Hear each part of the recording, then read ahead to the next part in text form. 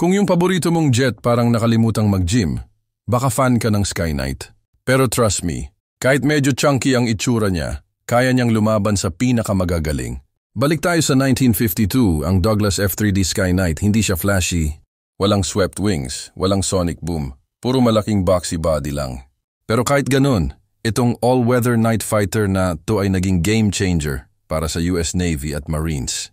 Habang yung ibang jets abala sa paghabol ng speed records, ang Sky Knight naman ay naghahabol ng mga kalabang bomber sa dilim, salamat sa malakas nitong radar. Sa Korean War, mas marami pa siyang night victories kaysa sa kahit anong jet noon. At eto ang fun fact, ito ang unang jet na nakapag-shoot down ng MiG-15 sa gabi. Siya rin ang unang US Navy jet na may radar-guided missiles, kaya tech pioneer siya kahit simple ang porma. Dahil dito, nakaprotekta siya ng maraming crew at nakasagip ng buhay. Patunay na minsan, talino ang panalo sa laban kaysa sa puro porma. Kung mahilig ka sa mga underrated na aviation gems, hit like at subscribe para sa iba pang flying legends.